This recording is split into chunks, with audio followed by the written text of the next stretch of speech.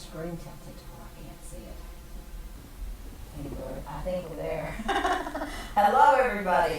I'm going to adjust my vision. Sure enough, there we are. Now we can tell that we're on. I do stuff like this all the time. But I have a wonderful guest today. His name is Grose, and he is an entrepreneur and a pastor and a wonderful man of God. And I wanted to share you with him because he's such a precious man, and I met him not long after I moved here. A friend took me to his coffee shop, and he has a coffee shop in downtown Cisco, Texas called Waverly's, which is a whole story in itself, which you will get to tell you. So he's a very interesting man, and I'm thrilled to share him with you today. So Sean, give us a little background on Waverly's. You can't maybe have time to tell the entire story, but give us enough that we can appreciate what you're doing at Waverly's. Okay. Well, first of all, Carol, it's an honor to be here with you and to be talking with you. I hope I get to meet each of you in person one day. I've seen all of your interviews online. If y'all are seeing this for the first time, be sure to check out her other videos. You have such amazing ministers, such powerful people, such experienced people on this program, and I think that if you're watching probably the least experienced and least qualified and maybe even least capable. But if you know anything about the Bible, if you know anything about God, that's exactly the type of person that He looks for. Yes. So long as they're humble. And, of course, That's the one they can use. Sometimes people are naturally humble. I'm not bragging on humility. I'm leading up to the point being that sometimes we are brought to our knees in humility. And Waverly's is the story of my wife and I being brought to our knees. And I think at a time when many people lose their faith or blame God, I think I give my wife a lot of the credit. I give my parents some credit, but we prayed and we sought God, and He unfolded a path in front of us that has been life-changing for us, but it's also allowed for a coffee shop to be a neutral ground for many other ministries. It's been an unsuspecting place for unsuspecting people who may not know God, and they come in and they don't realize that their food's been blessed. They don't realize that I'm praying for them as they eat. They don't realize that the discussions we're having, we're planting seeds. And so it's been a beautiful thing. Many times people come in and say, "Oh, so you're Mr. Waverly," and you can lightheartedly say, "No, my last name's Grose, but Grose coffee just doesn't have the same ring to it." And so they stand confused a little bit. A lot of times it leads to a question of, well, where did you get the name Waverly's? And that's what sometimes leads to a longer conversation. Waverly was the girl who taught me and my wife to cherish each other. She's the girl who taught me and my wife that none of us are promised another day. She was the one that taught us that relationships are what matters. And she was our daughter that died right before she was born. And typically people just look at us with heartbroken eyes and say, "I'm sorry, I didn't know." And it's an awkward conversation, but it's also one of those things that when we lost our daughter, we had no idea how normal that was. That 1 in 4 births are still ended in either stillborn or miscarriage or well, as far as I've last heard, statistics are sometimes, I guess don't quote me on that, but there was a research that I did a few years back, and I doubt it's changed too much, but I mean, someone you know, if not you yourself, has been affected by a child and their death. And I think society, and I think sometimes something inside of you says, oh, well, the baby wasn't born yet. Or, oh, at least it wasn't, losing a 16-year-old. Oh, at least it wasn't. But Viktor Frankl, in the book Man's Search for Meaning, says that pain is like a gas. No matter how much or how little it is, it completely fills the vessel it's in. And so I know the pain of someone who lost or had a miscarriage at 3 weeks. I taste the same pain of someone who's lost a child of 16 years. And that pain is something a lot of times people don't talk about, and it's not everybody's desire to talk about it, but I think if we would have known how normal it was, we wouldn't have felt so alone. And it was, letters from friends who, the general public, after we lost Waverly, the general public didn't know what to do. That you just kind of go back to work and put on a smile and don't disrupt society. Or they'd say, sorry, and then they'd kind of scatter off out of discomfort. But the ones who had been through it knew. You send a card, you say I love you. And it was heartbreaking to us to know how many of our friends had gone through it and never sought comfort in their friends. That people do keep it so private. So we don't. I'm still. So important, and we overlook it so much. Yeah. It's one of the ways that we connect with people. It's through comfort, Mm-hmm. and we connect with the Lord through comfort. He is the God of all comfort. Yeah. And if we don't take our pain and let Him process it, then we don't have the comfort to give others. Yeah. It's true. Well, and a lot of that deep comfort comes from severe discomfort. Yes. And severe discomfort, it seems like in our society, is a very personal thing that's not expressed very easily in society.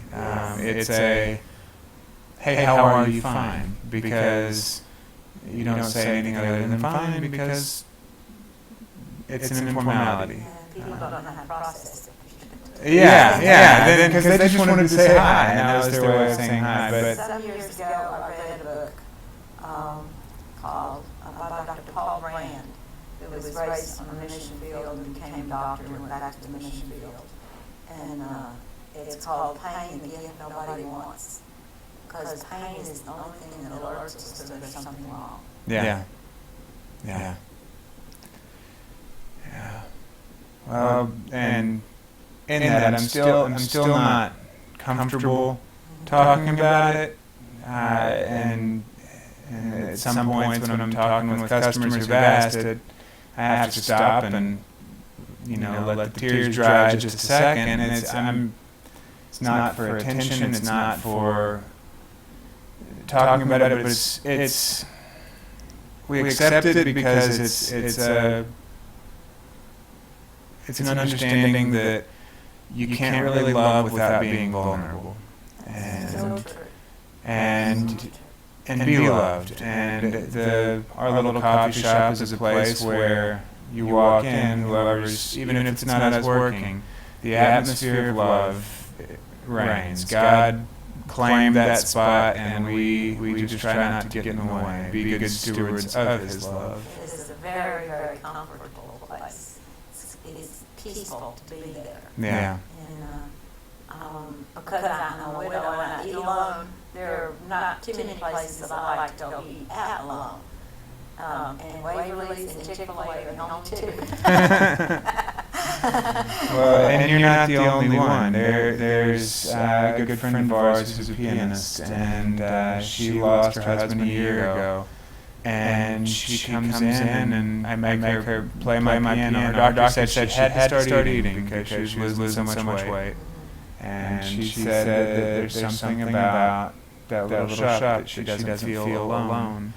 And I think it's because the presence of God is there. And I think that it goes back to Waverly. She's the missionary that exemplifies how God works in the smallest of ways and the least likely of circumstances. She's probably taking note of every heart reach from her viewpoint of heaven. Well, and I picture, maybe it's just a way of coping with it, but I picture, she transformed our lives. She made us cling to God. She made us realize we were neglecting our other daughter that we already had. We were just going through a default life with default values, and we'd go to church, but there wasn't that intentionality at living and loving and cherishing. And there's still a temptation to sell your time or sell your family for time for other things, but we're much more aware of it. But I picture God taking this soul and saying, Waverly, are you prepared for a difficult mission? Yes, I am. You're going to break your parents' heart. You're going to send them to their knees. This doesn't sound like fun, God. But then he says to her, but you're going to change their life. You are going to bring them to me. And I picture Waverly saying, send me down. And, that angel did exactly that. And the presence of God was with us before we even knew we needed him. I totally agree. I think there's the spirits that are waiting, their assignments here. I think some of them get to know what they're going to face. Others of them are told, you have a great mission, but you'll have to find it after you get there. And some never find it and don't pursue it because they forget. But I think everybody comes with a mission. Yeah. Whether we, recognize that as children. I think children remember her having a while. Yeah. One of my little deals is I play for babies, small children at Walmart and other places. And they're so precious, and I always pray that they don't forget joys of heaven. And they will find purpose. Our daughter, Ilea, her name is spelled I-L-Y-A, for I love you always. My wife, the artist, came up with that. But I want to name her Dr. Grose. That's... Cassidy wouldn't let me. But when she was 2 and she was just learning to talk with extended vocabulary, she came in just in panic one day. She was feeling her back. She said, Mommy, where are my wings? Where are my wings? And Cassidy said, well, honey, you left them in your room. Thinking it was the little play butterfly wings. And she said, no, my wings. And Cassidy looked at her and said, wait, what wings are you talking about? She said, the ones I had before I was born. And we got chills. Oh, yeah. She was aware. And that's not something we talked to her about. That's not, so she knew. It's just powerful. But I think they know more than, but we don't know how to nurture that. Yeah. We don't know how to nurture that. And, the movie Heaven is for Real, they even didn't believe him. Yeah. when he'd been there for quite a while. But the spirit realm is just more real than what we are. Yeah. And there's history there because the Lord says He created us before the foundation of the world. Mm-hmm. So we've all been little spirits there for a while until it's time to come. Yeah. Well, and part of me just wanders along with those points too is, what if our experience here is an experience of falling apart so we can remember. And, it's, even the word remember means to put back together. Yes. And that's one of my favorite things, and I've never heard anybody else say that. Because if you look at it, people who think they have it figured out are so blatant in not having it figured out. They haven't fallen apart, so they haven't hit that place of humility. And there's something about being broken apart as a human that allows for God to come in. But if we never fall apart, then we keep those walls up that hold our ego, that hold our identity. And we can go to church, we can be good people, but there's something that hasn't been surrendered. And I think it's, for us, it was the shaking of our world by losing a daughter. And there's nothing special about us in that. There's nothing unique about us in that. But I think that sadly what is unique is that after realizing what was important in life, we left everything to just make sure me and Cassidy and Ilea were the core of the values. It's one thing to know your values, but I think it's one of the hardest things in a person's life, in a human's life, to match your values with your reality. And it's a daily struggle all the time, but by having the story of Waverly's and I would hope, and here in fact, I'm so bad at promoting that I will even say, this is not our story, this is God's story, and how God still works. And if you're watching this and feel like this is a sales ploy, I'll give it to you for free. Carol will give the email, or you can find us. Just say you saw this on Carol's segment, and I will give you this book at the coffee shop or mail it to you. But it's the story of how we had health insurance, life insurance, renter's insurance, dental insurance, we had car insurance. What other insurances are there? That's most of them. Okay. And we had retirement. We had 403k, 401k. We had a comfortable house. We had a big garden. I mean, it was kind of the American dream. And after losing Waverly, we spent a month in prayer, and we knew we had to leave all security. Because the only thing that couldn't be insured, and the only thing that couldn't be assured, was our next moment together. And all of those insurances and all of that security that we had, we were sacrificing each other for.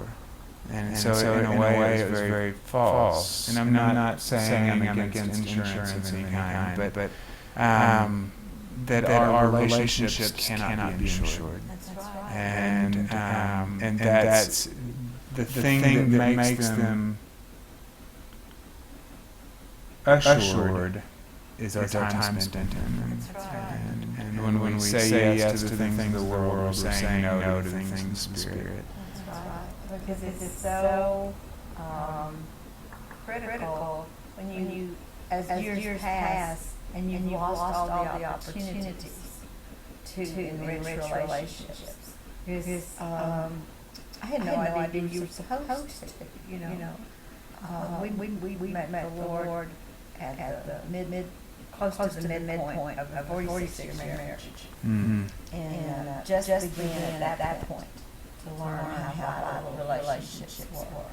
And the Lord did a miraculous healing in our marriage. And but then we found ourselves going, how do we live? How do we live pleasing to Him? How can we live the love that He shows us? And that's just a whole new life. And it's been a wonderful adventure. Yeah. Not without a lot of pain, but God's seen us through, and that's how He gets the glory, is seeing us through. Yeah. And setting us on new paths. It's just amazing. Sean is blessed also minister. Yes, ma'am. Because he's learned some deep things about God that he gets to share. It's again, I'm just a normal guy, and I hope y'all don't put your ministers on a pedestal. They're just people too, and when you expect them to be perfect and their family to be perfect, you're setting them up for failure and frustration. So I am a normal person that a group of people have asked to intentionally study the Bible and give a presentation on Sundays, but also ensure that the church leadership is centered on Christ and not the organization or the politics of that sometimes wrap up church. Yes. So, and ultimately that's the easiest part of the job is the more time you spend in the Word, the more you can't help but want to talk about it. And I spend all week paying attention to how people are in the world in relationship to what I'm studying. And I wish everybody had to study the Bible as much as they expected their preacher to. Because that preacher, by the time spent in the Word, his life being transformed and renewed, and you can't get that just by going and listening to him for 30 minutes on a Sunday. No, the Word itself is seed that we put in our hearts so it grows, because we're organisms to grow, not machines to be fixed. Yeah. And we have to put the seed in so that it blooms at the Lord's discretion. Yeah. Well, and so that we understand the testimony that is unfolding. I mean, God's story is still being written, and we are a part of that chapter. And I mean, the people in the Bible, they were real people. And the people in the Bible, I mean, I think of Abraham, me and my wife, we still want kids, and we want a big family, and Abraham and Sarah, they did too, but they got older and older, and they said, no, it's not possible. And no, those were real people with real emotions, and by reading that, even though there's a distance between the style of writing and reading that we're used to in modern age, we still see it, how God still works today. I think one of the most critical things about that is how Abraham kept growing in his faith. Mm-hmm. I'm not sure Sarah did a lot at the end,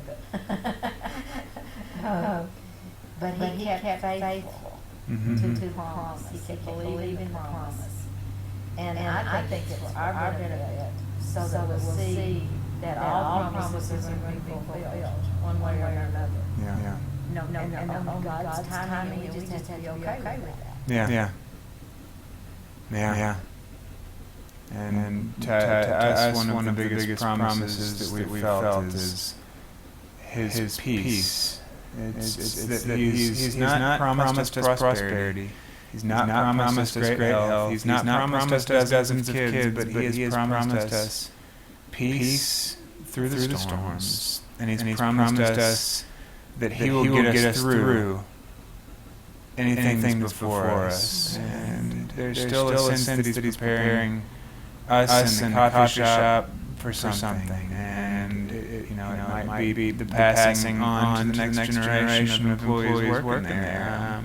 Might be passing on to customers who might come in, or it might be passing on to our daughter, or children who haven't been born yet. But there is that assurance and that promise that we couldn't handle knowing what the future holds.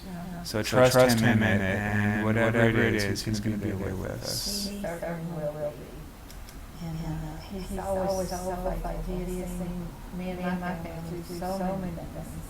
And there's still promises out there, that we haven't seen yet, but we rested in that. There's one big one that I haven't seen any indication of that in the natural, but He said it.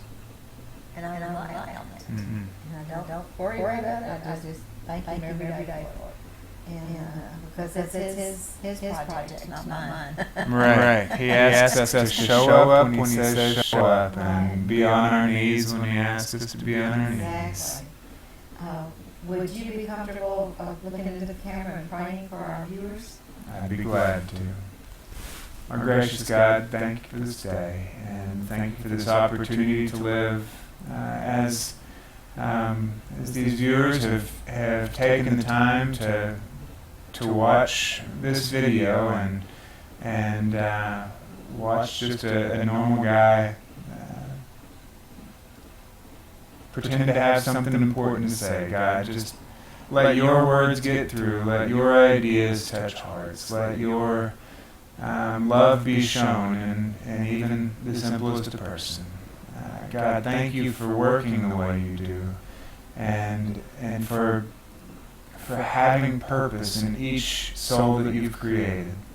Help each of us to earnestly and humbly seek you, and not deny you when we're in pain, but fall to our knees.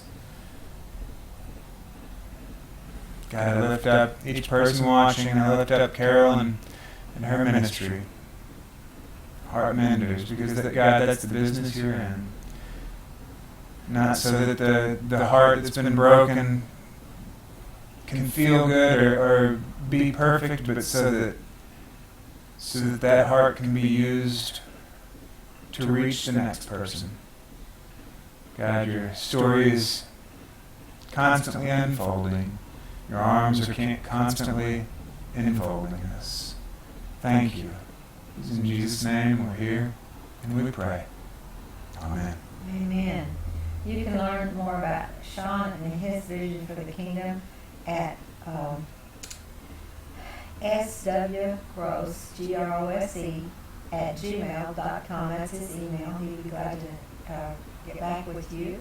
And his phone number is 254-442-9150.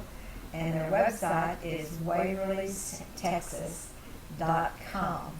And if you're ever going anywhere along I-20, you must get off the highway at Cisco and go right up Main Street to Waverly's. Just a block and a half north of the light in the middle of town. And prayers are always free. Yeah. And he's a wonderful cook besides. They have great food. Just a little plug there. And I surely do thank you, John, for sharing your heart with us today. And I just bless you and Cassidy and Waverly's and all in the church that you pastor. And I'm just blessing you in all that you are called to do. And you've been watching Heart Menders Live with Carol Gordon and guest Sean Grose today. And Heart Menders is here to encourage you to seek answers for your life. You can have all the help from heaven you will pursue. Check out our details at heartmenders.org or by calling 254-488-2645. Video classes are available at healingyourland.org. You can call that same phone number for prayer support or email carolgordon@heartmenders.org. Please like us, comment, and share. I'm Carol Gordon, and you've been watching Heart Menders, where hearts and lives are changed. Be blessed and bye for now.